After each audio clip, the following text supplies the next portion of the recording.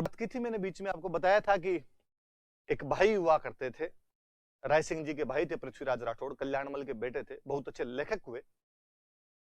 अकबर के दरबार में बाद में वहां पे रहने लग गए थे। अकबर इनकी वीरता से बहुत ज्यादा प्रभावित था। अकबर ने इनको एक किला दिया था, गागरोन।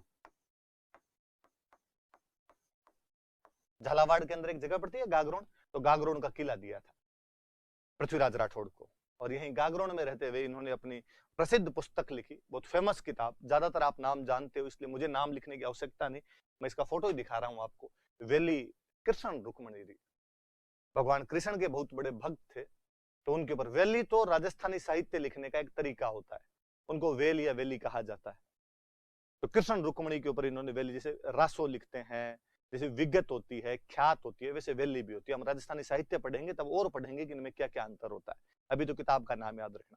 तो वेली कृष्ण रुक्मणी इनकी एक किताब है, ये पुस्तक इन्होंने लिखी थी। कहते हैं ये पुस्तक लिख के ये अकबर के दरबार के अंदर गए और अकबर को कहा कि बादशाह, मैंने बुक लिखी है, आपको भी इसको देखना चाहिए, आपको भी पढ़ना चाहिए। पर बादशाह तो कहां से पढ़े, बादशाह अंगूठा छाप था।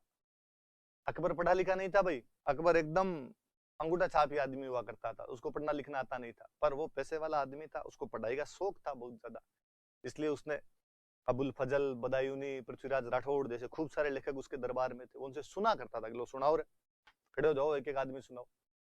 ऐसे ही उसके दरबार में अपने राजस्थान के एक कवि और हुआ करते थे, जिनका नाम था दुर्सा आढ़ा।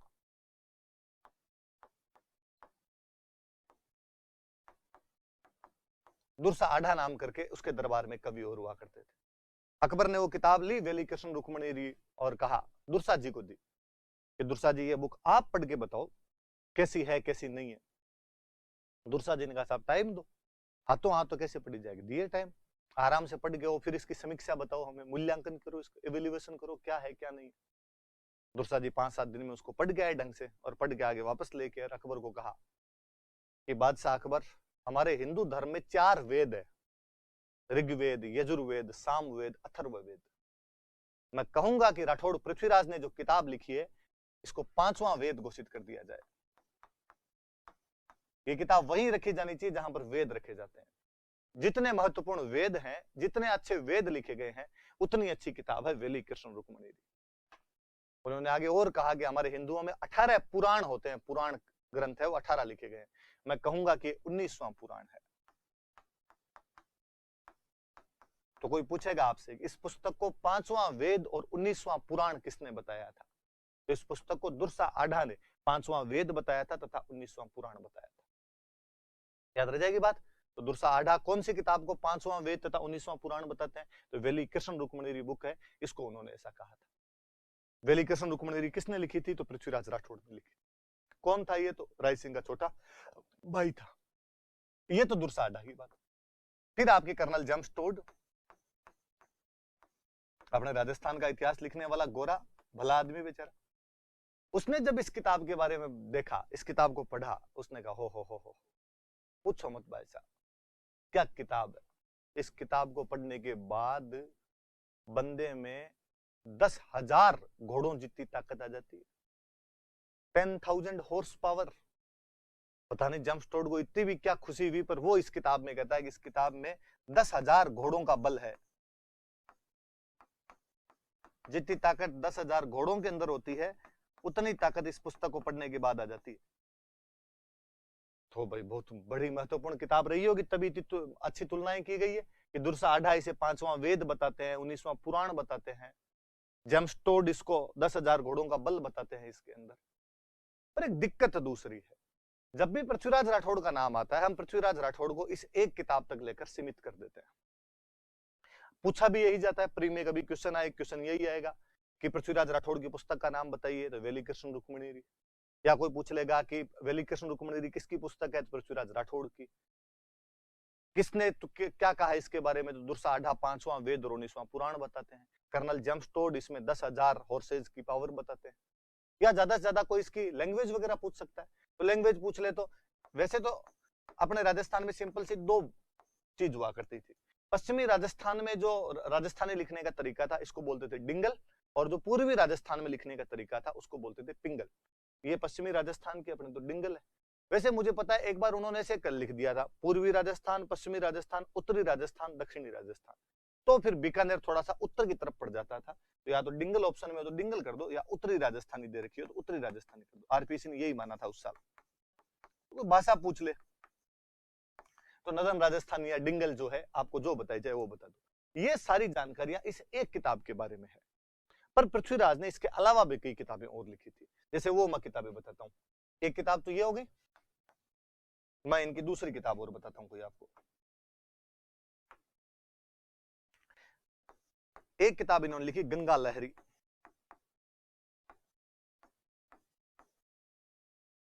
एक किताब इन्होंने लिखी दसम भागवतरा दुआ, वो गंगा जी के बारे में। दसम भागवत, भागवत मैंने बताया था विष्णु धर्म, भगवान विष्णु के 10 अवतार है, उनके बारे में। एक किताब लिखी थी दशरथ वराउत, दशरथ के बेटे के बारे में। दशरथ के बेटे कौन? भगवान राम, तो भगवान राम के बारे में। तो इनकी 2-3 किताबें ये भी याद रखना, गंगा लहरी, दसम भागवतरा दुआ, दशरथ वराउत, और एक किताब कौन सी होगी? वेली कृष्ण रुक्मणी। कहाँ काम आएगी? कभी मेंस में लिखने के लिए आ जाए, पृथ्वीराज राठौड़ आपसे मेंस में पूछ सकता है, वो 15 शब्दों में भी पूछ सकता है, 50 शब्दों में भी पूछ सकता है। तो तमाम लोग इतनी जानकारी लिखेंगे पृथ्वीराज राठौड़ के बारे में कि बीकानेर के राजा राय सिंह का छोटा भाई जो अकबर के दरबार में रहता था, जिसे अकबर ने गागरोन का किला दिया था, उसने वेली कृष्ण रुक्मणी नामक पुस्तक डिंगल अथवा उत्तरी राजस्थानी के में लिखी थी, जिसे दुर्सा आढ़ा ने 5वां वेद और 19वां पुराण, और कर्नल जम्सटोड ने आपके 10,000 घोड़ों का बल बताया। इतनी बात लिखेंगे आप। लास्ट में जगह हो तो ठीक, नहीं जगह हो तो भले घुसा के लिखना पड़े, कहीं लिखना अन्य पुस्तक, इतना सा लिख देना अन्य पुस्तक, लिखना गंगा लहरी, दसम भागवतरा दुआ, दशरथ वराउत। होगा क्या इससे? 10 कॉपियां लगातार एक एग्जामिनर चेक कर रहा है, सब में एक जैसी बात आएगी, क्योंकि ये बाकी कॉमन बातें सब जानते हैं, एक जैसी बात आई सबकी। वो पढ़ रहा है, अच्छा ठीक है, वो दे रहा है नंबर 1.5 दे दो, 2 में से 1.5, 2 में से 1.5, या 5 नंबर वाला दे दो, 3 दे दो, 3.5 दे दो, ऐसे नंबर दे रहा है। अचानक उसकी एक कॉपी पे नजर जाती है जिसके अंदर लिखा हुआ गंगा लहरी, दसम भागवतरा दुआ, दशरथ वराउत। वो इंप्रेस होता है इन चीजों से, उसे लगता है कुछ अलग लिखा है, कुछ हटके लिखा है। मैं कहता हूं यदि 2 नंबर का क्वेश्चन है, बाकी को 1.5 दे रहा है, यकीन मानिए आपको वो 2 दे देगा। 5 नंबर का क्वेश्चन है, बाकी को 3.5 दे रहा है, आपको 4 देने के लिए विवश हो जाएगा। आधा नंबर बढ़ा है, कोई बड़ी बात नहीं। पर यदि पेपर में ऐसे 4 क्वेश्चन आप कर लेते हो जिनमें आधे आधे नंबर बाकी लोगों की तुलना में ज्यादा ले जाते हो, तो 2 नंबर हो जाते हैं एक पेपर में। 4 पेपर में 8 नंबर होते हैं। ये 8 नंबर की वैल्यू उस दिन समझोगे आप जब कभी आपका फाइनल सिलेक्शन होगा, और आपका आपसे 8 नंबर ज्यादा वाले की रैंक क्या है और आपसे 8 नंबर पीछे वाले की रैंक क्या है। 12-13 नंबर में पूरा खेल खत्म हो जाता है, इतना ही सिस्टम होता है पूरा। तब समझ में आता है अगर आधे आधे नंबर की वैल्यू क्या हो सकती है। तो ये बात याद रखना भाई। इनकी बाकी किताबें और है, गंगा लहरी है, दसम भागवतरा दुआ है, दशरथ वराउत है, और फेमस किताब यही हुई वेली कृष्ण रुक्मणी। इवन यहाँ तक कहा जाता है कि पृथ्वीराज राठौड़ इस पुस्तक को, द्वारिका जी आ रहे थे कि भगवान कृष्ण के बारे में लिखिए, तो उनको जाके भेंट करके आऊंगा, मैं उनके मंदिर में रख के आऊंगा इस बुक को।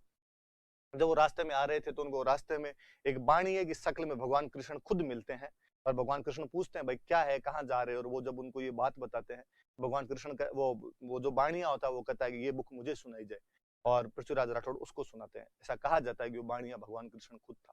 जो भी बात रही हो, किंवदंतियां हो सकती है, पर ऐसी भी कोई अवधारणा, ऐसी भी बात है। तो ये पृथ्वीराज राठौड़ के बारे में मैंने आपको थोड़ी बात बताई। ये राय सिंह जी की फोटो है, ये पृथ्वीराज राठौड़ राइटर के रूप में बैठे हुए, देखो लिख रहे हैं। यहाँ देखो एक बंदा और रहा है, एक बंदा है यहाँ पर, एक नाम देखिए, मैं इसको यही बताना चाहता था इसलिए यहाँ लेके आया आपको।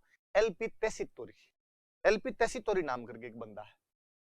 एलपी तेसितोरी इटली के रहने वाले थे। इटली के अंदर एक गांव था उदिने, उदिने नाम का गांव था, यहाँ के रहने वाले थे।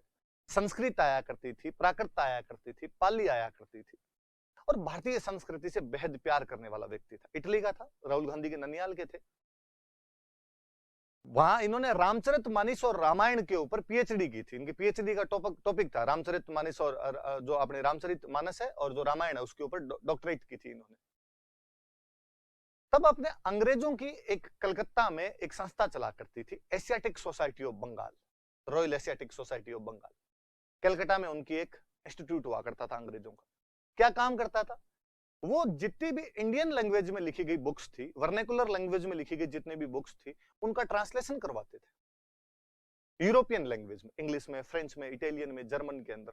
अपने जो भी किताबें, महाभारत, गीता, रामायण, रामचरितमानस, अभिज्ञान शाकुंतलम, रघुवंश, किरात अर्जुनियम, जो किताब उनको अच्छी लगती उन सब का वो ट्रांसलेशन, फारसी की बुक्स, संस्कृत की बुक्स, पाली की, प्राकृत की, राजस्थानी की, गुजराती की, मराठी की, इधर खूब सारी लैंग्वेज की उनका वो ट्रांसलेशन करवाने का काम करते थे। तो उनको ट्रांसलेशन वाले खूब सारे लोग चाहिए होते थे।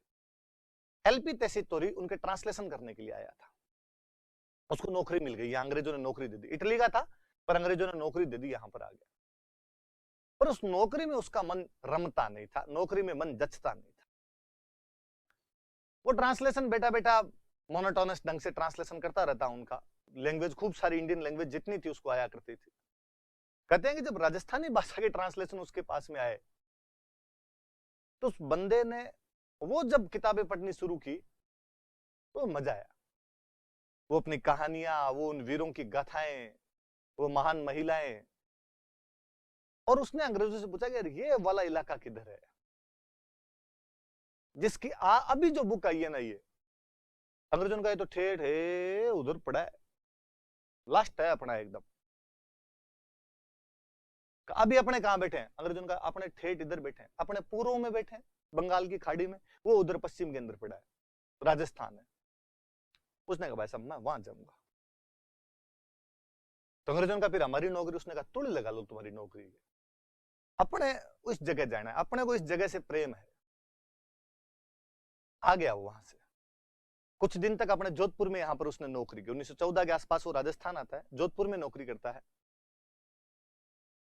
नौकरी क्या, वही जोधपुर के राजा को कहा कि मैं आपकी किताबों का ट्रांसलेशन कर दूंगा। राजा ने किताबें दे दी, यहां बैठा बैठा ट्रांसलेशन का काम करता था। किसी ने जोधपुर के राजा के कान भर दिए कि गोरा आदमी है, अंग्रेजों के साथ मिलकर यहां पे कब्जा कर लेगा, इसलिए जोधपुर के राजा ने उसको कहा कि निकल यहां से। तेसितोरी को वहां से निकलने के ऑर्डर दे दिए गए। रोया बेचारा खूब, अरे कि मत जाने दो, कहते जोधपुर की गलियों में फूट फूट के रोया था कि मुझे यहाँ रख लो, मुझे यहीं रहना है। राजा का ऑर्डर तो कैसे रखा जाए। किसी भले मानुस ने उसको सलाह दी, कोई बात नहीं, यहां से निकाल दिया। तो यहां से आगे एक स्टेट है, एक महान राजा वहां पे राज कर रहे हैं, वो अच्छे लोगों के पारखी हैं, हीरे की परख जोहरी जानता है, उसके पास जाता। वो राज्य था बीकानेर, वो महाराजा थे गंगा सिंह। वो 1915 में बीकानेर आ जाता है। टिल डेथ 1919 में उसकी डेथ हो गई थी, मतलब 32 साल की उम्र में, बहुत युवा अवस्था में तेसितोरी की मृत्यु हो जाती है। लगभग 4 साल वो बीकानेर रहे थे, खूब काम किया उसने, जम के काम किया। मतलब बीकानेर में जितनी किताबें लिखी हुई थी उन सब की एडिटिंग करके कोई बंदा गया था तो एलपी तेसितोरी थे। वो भले ही पृथ्वीराज राठौड़ की वेली कृष्ण रुक्मणी है, वो भले ही कोई आपके ये पहले जो बिट्ठू सुजा वाली किताब राव जेठ सिरो छंद है, वो भले ही आपके कोई जग्गा खीड़िया की लिखी हुई वचनिका रतन सिंह महेश दासोत्री है, सब किताबों के ऊपर उसने कुछ ना कुछ बंदे ने काम किया था। इवन यहां तक जब वो यहां रहते थे, वो घूमे यहां पर खूब सारी जगह, और उस बंदे ने कालीबंगा सभ्यता के बारे में बहुत पहले बता दिया था कि यहाँ खोदो, इन खाड़ों में मुझे लगता है तुम्हारे कुछ नया है, यहाँ पर तुम्हारे बढ़ के रहते होंगे। उसने अंग्रेजों को कहा, जॉन मार्शल को, उनको कहा यार इधर थोड़ा ध्यान दिया जाना चाहिए। पर अंग्रेज तब तक उधर हड़प्पा मोहनजोदड़ो में उधर बिजी थे, उधर वाले में लगे हुए थे, तो उनका ध्यान देंगे देंगे उधर। बाद में इतने सेंटर उनको मिल गए कि उनका ध्यान उधर ही लगा रहा, और वो बाद में अपने कालीबंगा की साइड में आ ही नहीं सके। और हम जब एंशिएंट पढ़ेंगे तब और पढ़ेंगे कि बाद में अपने कालीबंगा की जो खुदाई है वो आजादी के बाद ही हो पाई थी, उससे पहले नहीं हो पाई। पर कालीबंगा, रंगमहल, गंगानगर के पास की मूर्तियां, पल्लू, इन खूब सारे सेंटर के बारे में बताने वाला यदि कोई व्यक्ति था तो वो एलपी तेसितोरी। महान आदमी है, अपने धरती से प्यार किया करता था। यहाँ पर एक जैन मुनि थे, उनको अपना गुरु बना लिया था, विजय धर्म सूरी हुआ करते थे, विजय धर्म सूरी को गुरु मानते थे अपने। और मैंने तो एक बार विजय धर्म सूरी को, इन्होंने जो लेटर लिखे वो इनके लेटर पढ़े थे, और वो लेटर यदि आप पढ़ लो तो यूं आंसू आ जाए। उसने राजस्थानी भाषा में उन जैन मुनि को लेटर लिखे हैं, क्या राजस्थानी लिखी है, कोमा की भी कहीं गलती नहीं। मुझे बड़ा अफसोस हुआ कि यार अपने राजस्थान के हैं, हालांकि मैं खुद राजस्थानी लिख लेता हूं, लेकिन मुझे लगा इतनी अच्छी तो मैं भी नहीं लिख पाता, इतने कोमा की गलतियां शायद मेरे से भी हो जाती। दूसरे देश से आया हुआ आदमी अपनी धरती से अथाह प्रेम करने लग गया था, यहीं का होके रह गया था। कहते हैं उसकी दो इच्छाएं थी कि एक तो मैं यहीं बीकानेर के अंदर ही शादी करना चाहता हूं और बीकानेर में ही मरना चाहता हूं, मेरी सांस यहीं निकले। शादी तो उसकी हुई नहीं यहाँ पे बीकानेर में, बीकानेर वालों ने, अपने वालों ने, किसी ने उसको बेटी दी नहीं, उल्टा अपने वालों ने किसी का आगे, तुम्हारे यदि घर परिवार में कोई हो, टाबर हो, कोई बहन बेटी हो तो हमारे इधर ले आना, हम कोई ब्याह कर लेंगे। अपने वालों को लगता था कि गोरी लड़की आ जाए तो टाबर तो गोरे होंगे कम से कम, उसको बेचारे को दी नहीं तो बाद में यहीं रहा था वो, पर उसकी सांस यहीं छूटी थी, मृत्यु उसकी यही हुई थी। महान महान आदमी है। मेरी बेहद इच्छा है कि मैं कभी जब भी इटली जाऊं तो मैं टेसीटोरी के परिवार से मिल के आऊं, उसके परिवार वालों को जाके कहूं कि हम नतमस्तक है आपके सामने, हम आभारी रहेंगे कि आपके परिवार में क्या एक पुत्र उत्पन्न हुआ था जो हमारी धरती से, हमारी संस्कृति से, हमारी भाषा से इतना प्यार करता था जितना शायद हम भी नहीं कर पाएंगे। वो टेसीटोरी, एलपी टेसीटोरी जो थे, वो जो पृथ्वीराज राठौड़ को पढ़ते हैं, वो लिखते हैं यार क्या लिखा है इस आदमी ने, और वो कहते हैं कि जैसा पृथ्वीराज राठौड़ ने लिखा ऐसा हमारे यूरोप में रोमन लैंग्वेज के अंदर एक रोमन पोइट हुए हमारे होरेस, उसने कहा जिस प्रकार हमारे रोमन में होरेस लिख के गया था उसी प्रकार आपके पृथ्वीराज राठौड़ ने डिंगल में लिखा है, इसलिए पृथ्वीराज राठौड़ को एलपी टेसीटोरी ने डिंगल का होरेस कहा है। तो कहता है ये डिंगल के होरेस हैं। होरेस खुद एक रोमन पोइट थे।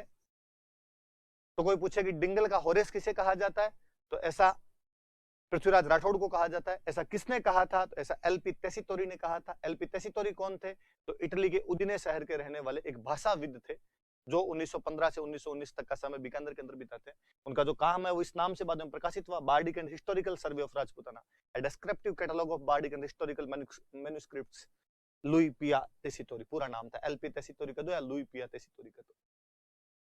और कहते हैं कि ये जब वहां इटली में पढ़ता था, फ्लोरेंस यूनिवर्सिटी में जब पढ़ा करता था, तब भी ये इंडिया के बारे में खूब सारी बातें जानना चाहता था, इसलिए इसके जितने फ्रेंड थे उसको इंडियन लुई बोलते थे। लुई लुई तो नाम ही था, लुई पिया टेसीटोरी, अरे कि इंडियन बन गया आजकल, ये सारी इंडिया की सी बातें करता है। ये भाई अपने एलपी टेसीटोरी, मैं चाहूंगा कि आप सब भी इनके बारे में याद रखें, इनके बारे में और चीजें खोदें, पढ़ें इनके बारे में, कौन था क्या था व्यक्ति। तो उन्होंने डिंगल का और इसका एक कहीं मैं पढ़ रहा था, इनका बहुत अच्छा स्टेटमेंट है।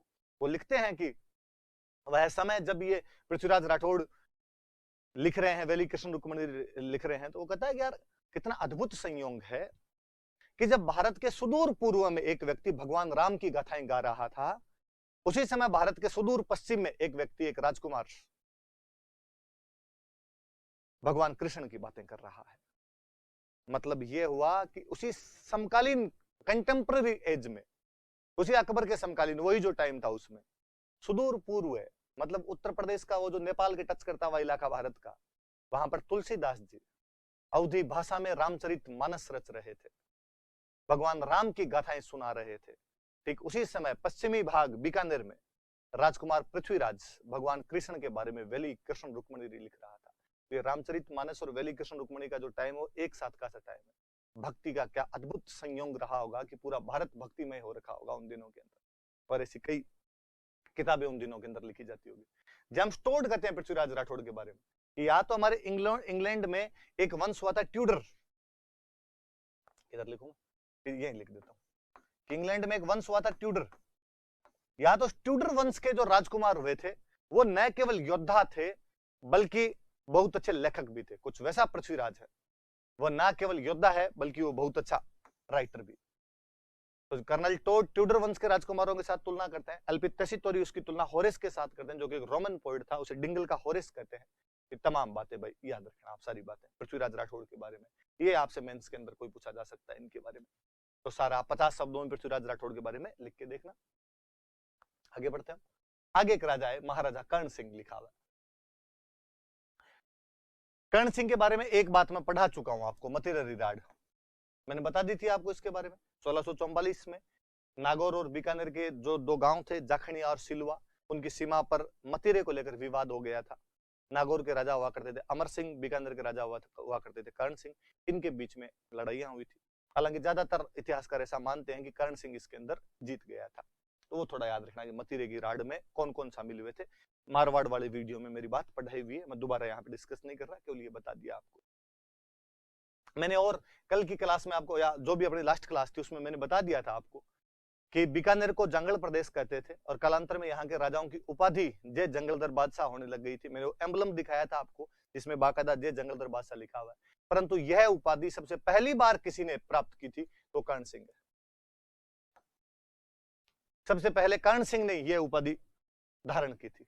तो याद रखना कि बीकानेर का वह प्रथम राजा कौन था जिसने जंगलधर बादशाह की उपाधि लगानी शुरू कर दी थी, तो वो राजा कौन थे, तो वो राजा कर्ण सिंह थे। क्या बात हुई थी मैं अभी आपको और बात बताऊंगा, उससे पहले अपना थोड़ा सा ये पढ़ लेते हैं, फिर उस बात पे भी अपने जाएंगे कि क्यों ये उपाधि दी गई, जंगलधर बादशाह उनको क्यों कहा गया। कर्ण सिंह ने एक किताब लिखी थी, साहित्य कल्पद्रुम।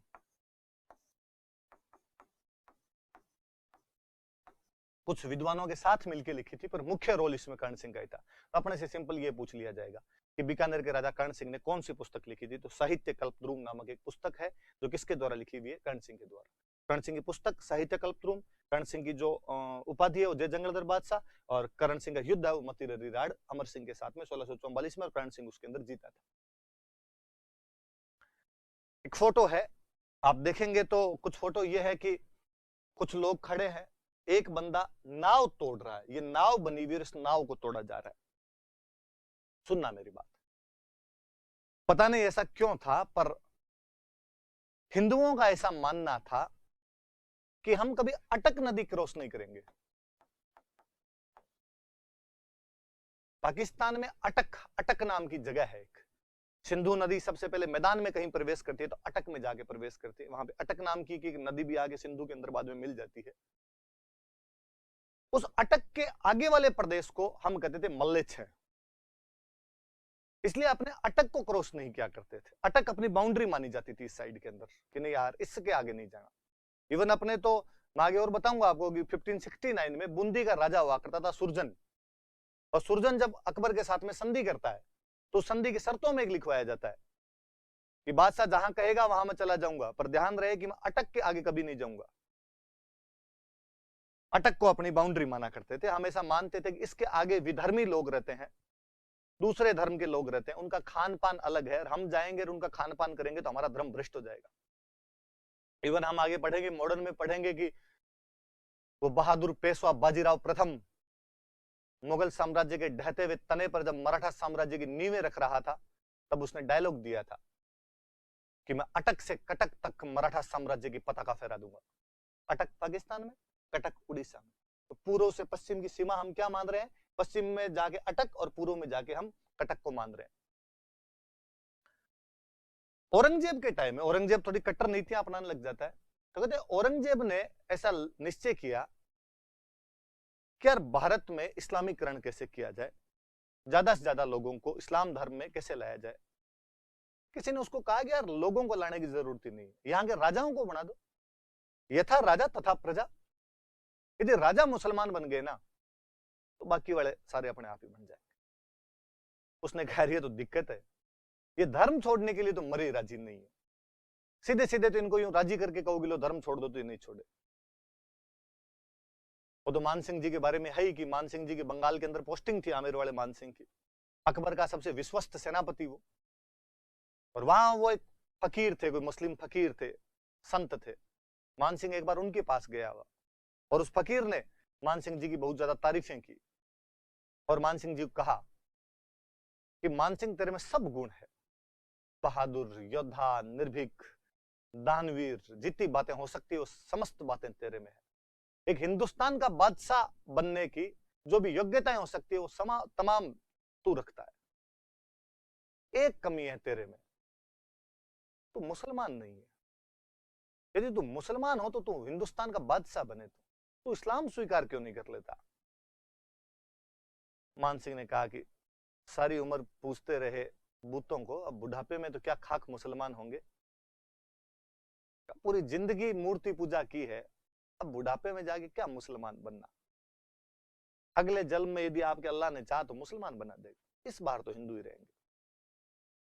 इवन जब अकबर ने दीन इलाही धर्म चलाया था, उसमें तो इस्लाम जैसी भी कोई बातें नहीं थी, सबकी मिली जुली बातें थी, तो भी ले दे के 18 लोगों ने स्वीकार किया था, और उसमें भी राजा महाराजाओं ने सबने मना किया ना ना धर्म एक ही है, बाकी वाले धर्म वर्म नहीं चूज किए जाए हमसे। तो औरंगजेब ने कहा ये तो नहीं छोड़ेंगे।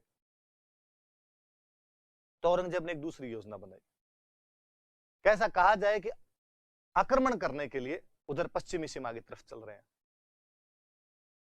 इनको अटक क्रॉस करवाया जाए।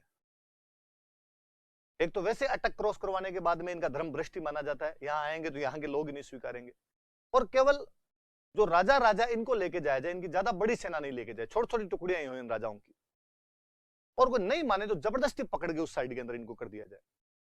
वापस आने की विकल्प भी इनके पास में नहीं है। और औरंगजेब अपने राजस्थान के सभी राजाओं को लेके, जो भी उसके साथ उस टाइम में थे, उनको लेके उधर अटक जाता है। अटक तक पहुंचा, जब कहा कि अटक क्रॉस करेंगे, तब राजाओं के कान खड़े हुए। खैर अटक क्रॉस क्यों करना, पता लगाया तो किसी ने इनको कहा कि उधर ले जाते तुमको मुसलमान बनाया जाएगा। कम मरवा दिया, अपने तो कम सेना हो रहे यहां पे, अब क्या किया जाए। तो सब इकट्ठे हुए, हिंदू राजा जितने थे, मिर्जा राजा जयसिंह सीनियर हुआ करते थे जयपुर वाले, का कोई योजना बनाई जाए, जैसे किसी ना किसी को तो औरंगजेब के खिलाफ विद्रोह करना पड़ेगा, विद्रोह करें अपने, तो विद्रोह के लिए अपना नेता कौन हो। सबको डर लगे, कल को विद्रोह कर दूं, औरंगजेब वापस दंड दे, ये बाकी वाले पीछे हट गए, अकेले से कैसे पार पड़ जाएगी। कर्ण सिंह ने कहा कि अपने तो मैं करता हूं। दूसरे दिन औरंगजेब ने जब कहा कि चलो अटक क्रॉस किया जाए, उधर चलते हैं, आगे चलते हैं आक्रमण करने के लिए, तब कर्ण सिंह ने कहा कि साहब रात को समाचार आया कि बीकानेर में मेरे लड़का हुआ है, इस खुशी में मैं मेरे राजस्थान के तमाम राजाओं को पार्टी देना चाहता हूं, इसलिए हम आज यहीं रुकेंगे, आप अटक क्रॉस कर लो, कल हम अटक आ जाएंगे, क्रॉस करके हम उधर आ जाएंगे। औरंगजेब ने कहा ठीक है कोई बात नहीं, रुको आप एक दिन। कहते हैं मुस्लिम सेना पूरी की पूरी उधर अटक क्रॉस कर लेती है। जब नावें अगले दिन वापस हिंदू राजाओं को लेने के लिए आई, तब कर्ण सिंह के नेतृत्व में उन समस्त नावों को तोड़ दिया गया और कहा हम नहीं जाएंगे उधर, बगावत कर देते हैं वो लोग। ये वही फोटो है जिसमें कर्ण सिंह वो नाव तोड़ रहे हैं, बाकी सारे राजा वहां पर खड़े हुए, और बाकी सब राजाओं ने घोषणा की कि हमारा बादशाह औरंगजेब नहीं है, हमारा बादशाह कर्ण सिंह है, हम कर्ण सिंह के झंडे के तले हैं। क्योंकि कर्ण सिंह जंगल प्रदेश का राजा है, इसलिए उपाधि पड़ गई जंगलधर बादशाह। फाइनली जब औरंगजेब को पता चला, औरंगजेब को लगा सब बगावत कर गए, इस प्रकार इनको बात का पता चल गया, तो औरंगजेब ने कहते हैं अपना वो जो भी लक्ष्य था उसको टाल दिया था। औरंगजेब ने कहा बढ़ने दो, अब नहीं बनाएंगे। और औरंगजेब ने कहा कि ठीक है भाई, तुम इसको बादशाह मानते हो तो तुम्हारा बादशाह ही है, जंगलधर बादशाह हो गया। और वापस इनके साथ संधियां करके इनको राजीबाजी करके वापस लेके आ गया। तो थोड़ा याद रखना कि राजस्थान के जो तमाम राजा थे, उन्होंने उस अटक पे जो कर्ण सिंह ने औरंगजेब के खिलाफ बगावत की थी, उस समय इसको उपाधि दी थी, जंगलधर बादशाह की उपाधि दी थी। कर्ण सिंह के बेटे हुआ करते थे अनूप सिंह, अगले राजा हम अनूप सिंह ही पढ़ेंगे। अनूप सिंह को राजस्थानी भाषा से बेहद स्नेह था, और अनूप सिंह ने एक बहुत पुरानी बुक थी, मैं थोड़ा उसके बारे में और बताता हूं। एक बहुत प्राचीन काल की अपनी एक बुक है, सूक सप्तति, संस्कृत भाषा की एक बुक थी सूक सप्तति, जो कि चिंतामणि भट्ट द्वारा लिखी गई थी, प्राचीन काल की बुक है। तोता मैना की कहानियां है। तोता मैना को एक कहानी सुनाता है जिसके अंदर महिला बेवफाई करती है, मैना वापस तोते को कहानी सुनाती है जिसके अंदर पुरुष बेवफाई करता है। महिला और पुरुष के बेवफाइयों की 72 कहानियां है, 72 स्टोरीज है। अनूप सिंह जी बहुत ज्यादा राजस्थानी से प्यार करते थे, इसलिए उन्होंने सूक सप्तति का राजस्थानी भाषा में अनुवाद करवाया था। सप्तति वैसे कहा जाता है कि 700 कहानियों का समूह है, पर वो बेसिकली है 72 बड़ी कहानियां, जिसका अनुवाद करवाया था वो अपने 72 कहानियां। और अनुवाद वाली किताब का अपने नाम रखा गया था सूककारिका। किसने किया ये हमें पता नहीं, राइटर ने अपना नाम नहीं लिखा, पर उस किताब में कर्ण सिंह की उपाधि जंगलधर बादशाह मिलने लग जाती है। इसका मतलब कर्ण सिंह के टाइम में ही एक बुक जो उसके बेटे अनूप सिंह ने अनुवाद करवाई थी, उसमें उसकी उपाधि जंगलधर बादशाह, इसका मतलब उपाधि तो उसको मिल गई थी जंगलधर बादशाह। मैंने उस किताब से एक पैराग्राफ उठाया है, जो वो किताब सूककारिका जो हमारे राजस्थानी में अनुवाद करके लिखी गई थी, सूक सप्तति अनूप सिंह ने करवाई थी जो सूककारिका नाम से, उसका एक पैराग्राफ है। इसमें लेखक लिखता है, करी परिणाम श्री शारदा अपनी बुद्धि प्रमाण। शारदा मतलब मां सरस्वती, हे मां सरस्वती अपनी बुद्धि को प्रमाण मानते हुए मैं आपको नमस्कार करता हूं, आपको प्रणाम करता हूं, सूककारिक वार्ता करूं। मैं ये सूककारिका नाम की जो बुक है, ये जो बातचीत है, ये करने जा रहा हूं, दो मुझे अक्षर दान, इसलिए मुझे अक्षर का दान दिया जाए। हे मां सरस्वती, मैं ये बुक शुरू करने से पहले तुम्हारी आरती करता हूं, तुम्हें नमन करता हूं, मुझे इतना शक्ति दो, मुझे ये दान दो कि मैं अक्षर लिख सकूं। किसका? तो सूककारिक जो लिख रहा हूं या सूककारिका जो लिख रहा हूं, उसका दान दो। फिर वो आगे लिखता है, विक्रमपुर सुहावणो, विक्रमपुर बीकानेर के बारे में लिखा जा रहा है, ध्यान रखना। बीकानेर का एक और नाम है विक्रमपुर। अब मैं और बताता हूं, बिक्का का नाम विक्रम सिंह है। आज भी अपने गांव में यदि किसी का नाम विक्रम होता है तो अपने फटाफट बिक्को बना देते हैं उसको, ओ बिक्को है, कुछ ना कुछ नाम बिगाड़ कर ही देते हैं। तो वो विक्रम का बिक्का बना हुआ, ओरिजिनल नाम तो विक्रम होता है, हमारी भाषा में आते आते उसको हमने बिक्का बना लिया।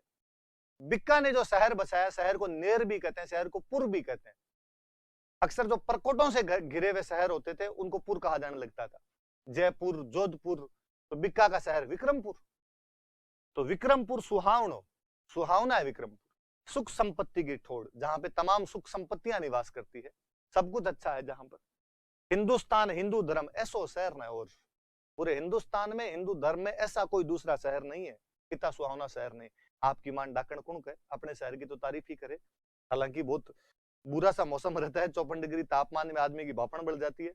अंग्रेजों का एक अफसर एल्फिंस्टन ने एक बार काबुल जाते हुए बीकानेर से होकर निकला था, बीकानेर में उसके 40 आदमी गर्मी से तड़प के मर गए थे। तो हालात ये थी यहाँ पे।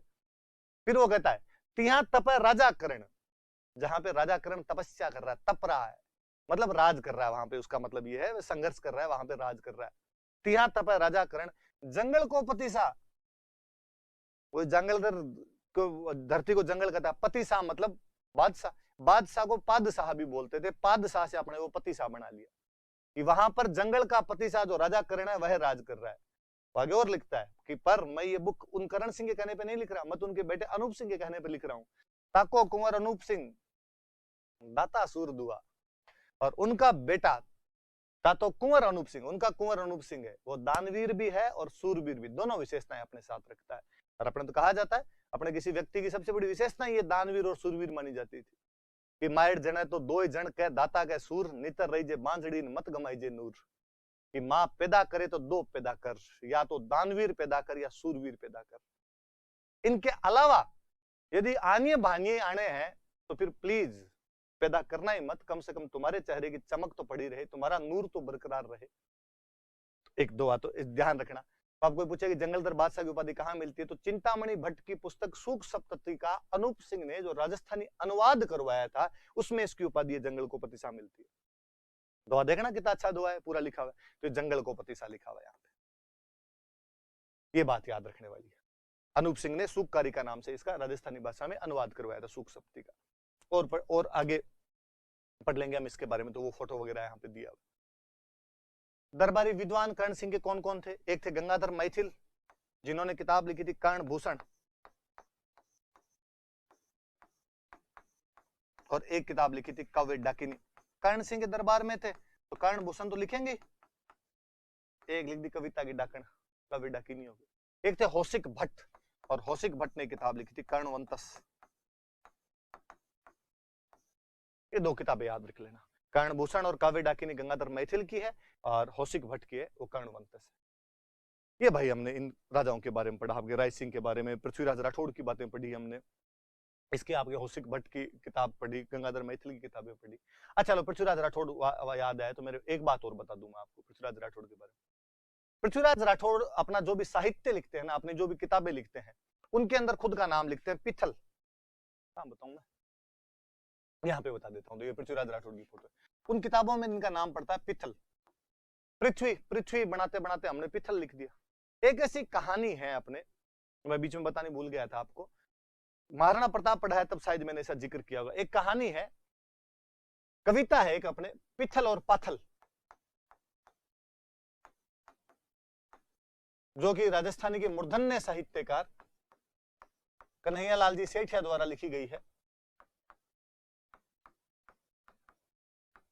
और वो एक ऐसी कहानी का जिक्र करते हैं कि वहां बताया होगा, हालांकि मैं फिर आपको रिपीट कर दूं, कि जब महाराणा प्रताप अकबर के खिलाफ लड़ रहे थे तो उनकी आर्थिक स्थिति खराब हो गई थी, और एक दिन एक वन बिलाव जो था वो उनके बेटे अमर सिंह के हाथ से और घास की रोटी छीनकर भाग जाता है, और महाराणा प्रताप को बहुत ही बुरा लगा, और महाराणा प्रताप ने अकबर को लेटर लिख दिया था और कहा भाई मैं तुम्हारी अधीनता स्वीकार करने के लिए तैयार हूं।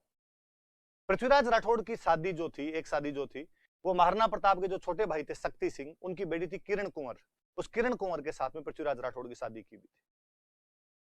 तो अक्सर जब अकबर अपने दरबार में कहता कि भाई मैंने पूरे हिंदुस्तान के राजाओं को हरा दिया है, तो पृथ्वीराज राठौड़ बैठे बैठे मूंछों के वंट लगाते और कहते नहीं, मेरे वाला ससुराल अभी बाकी है।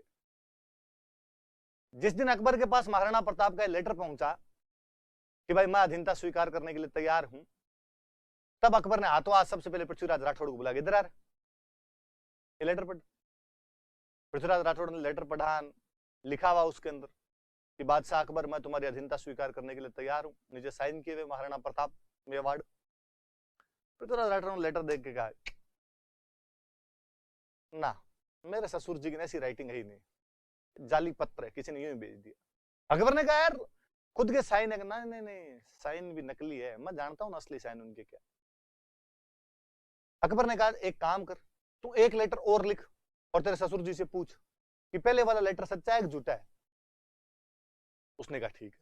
और दूसरे में यदि लिख दिया अधीनता स्वीकार करने के लिए तैयार हूं, तो पृथ्वीराज राठौड़ ने कहा कि मूंछों के वंट लगाना बंद कर दूंगा, मूंछें नीचे रहेगी उसके बाद। अकबर ने कहा तो ठीक है। कहते हैं कि पृथ्वीराज राठौड़ ने यहां पर बहुत ही चेतावनी भरा लेटर लिखा महाराणा प्रताप को। कहा कि आज हूं सुने हूं सूरजड़ो बादलों की ओटा छुप गयो रे, आज हूं सुने हूं नाहरड़ो सियारा भेड़ो सो गयो रे, आज हूं सुने हूं चकवो धरती रो पानी पीवेलो, आज हूं सुने हूं हाथीडो कुकर री जूनी जीवेलो। आज मैंने सुना है कि सूरज बादलों की ओट में छुप गया है, आज मैंने सुना है कि शेर गिद्धड़ों की भांति जीने लग गया है, आज मैंने सुना है कि चकवा धरती का पानी पीने लग गया। चकवा एक पक्षी होता है, इसके लिए कहा जाता है कि वो हमेशा बरसात का ही पानी पीता है, कभी धरती पे पड़ा हुआ पानी नहीं पीता। आज मैंने सुना है कि हाथी कुत्तों की तरह जिंदगी जीना सीख गया है। हे महाराणा प्रताप, तेरे नाम पर आज दिन तक हम मूंछों के वंट लगाया करते थे, क्या वाकई तू अब अधीनता स्वीकार करने के लिए तैयार हो गया? और यदि ऐसा हो गया है तो मैं कहूंगा कि आज वीरता विधवा हो गई है। क्या अब हमें तलवारें म्यान के अंदर ही रखनी चाहिए, बाहर निकालने का कोई काम नहीं है? क्या मुझे अब अपनी मूंछों पर वंट नहीं लगाने चाहिए? और ऐसा कहा जाता है कि महाराणा प्रताप उस लेटर को पढ़कर बहुत उद्वेलित होते हैं और महाराणा प्रताप वापस लेटर लिख के भेजते हैं कि नहीं पृथ्वीराज राठौड़, जब तक महाराणा प्रताप जिंदा है आपको मूंछें नीचे करने की आवश्यकता नहीं है। तब तक न तो चकवा धरती का पानी पिएगा, ना हाथी कुत्तों की तरह रहेगा, ना शेर गिद्धड़ों की जिंदगी जिएगा, ना आपको तलवार अंदर डालने की आवश्यकता है। वीरता तब तक विधवा नहीं होगी जब तक मैं बैठा हूं, और जब तक मैं जिंदा हूं मेरे मुंह से अकबर को कोई बादशाह नहीं कहला सकता, मैं इसको तुर्की कहूंगा। ऐसी एक स्टोरी कन्हैयालाल सेठिया की प्लॉट की हुई है जिसका नाम है पाथल और पिथल। इसमें पिथल पृथ्वीराज राठौड़ है, पाथल महाराणा प्रताप है। आपने मैंने जो पंक्तियां सुनाई ये नहीं सुनी होगी, शुरुआत वाली पंक्तियां आपने जरूर सुनी होगी। वो कि हरे घासरी रोटी ही जद बन बिलावड़ो ले भाग्यो, छोटो सो राजकंवर रोयो राणा रो सुत्यो दुख जाग्यो। कि वो घास की रोटी खा रहा था अमर सिंह और उसके हाथ से लेके भाग गया था, महाराणा प्रताप का दिल रोया था, इसलिए उसने संधि कर ली थी। हालांकि मैंने वहां भी बताया होगा, मैं फिर यहाँ बता दूं कि ऐसा कुछ भी नहीं हुआ था। वो किंवदंती है जो धीरे धीरे चल गई शायद महाराणा प्रताप के संघर्ष के बारे में ऐसी। बाकी मैंने आपको बताया था कि महाराणा प्रताप अमर सिंह का खुद का जन्म 1559 में हुआ था, 1559 में हुआ था। और ऐसा कहा जाता है कि हल्दी घाटी युद्ध के बाद उसकी स्थिति खराब हुई थी। हल्दी घाटी का युद्ध 1576 का है, इसका मतलब हल्दी घाटी वाले युद्ध में 17 साल उम्र थी अमर सिंह की। 17 साल के नौजवान के हाथ से कोई क्या तो घास की रोटी छीन के ले जाए। मैंने तो और बताया था कि 1582 के दिवेर के युद्ध में अमर सिंह ने अपने तलवार के प्रहार से सुल्तान खान को घोड़े के समेत चीर के रख दिया था। ऐसा कैसे हो सकता है कि 5 साल पहले जिस युवा के हाथ से या जिस बच्चे के हाथ से कोई घास की रोटी छीन ले, 5 साल बाद वो किसी सेनापति को उसके घोड़े सहित चीर के रख दे। इमेजिनेशन है, कल्पना है। जहां ना पहुंचे रवि वहां पहुंचे कवि। हम कन्हैयालाल सेठिया के फिर भी लाख लाख गुणी हैं, आभारी हैं उनके, ऋणी रहेंगे उनके कि उन्होंने इस कविता के माध्यम से प्रताप को पॉपुलर करने में महती भूमिका निभाई थी। पर मेरे कहने का मतलब यहाँ पर इतना था कि उस कविता में जो पिथल है वो पृथ्वीराज राठौड़ है और जो पाथल है वो महाराणा प्रताप है, क्योंकि पृथ्वीराज राठौड़ अपनी कविताएं पिथल के नाम से लिखा करते थे। बाकी हम कल पढ़ेंगे। Thank you.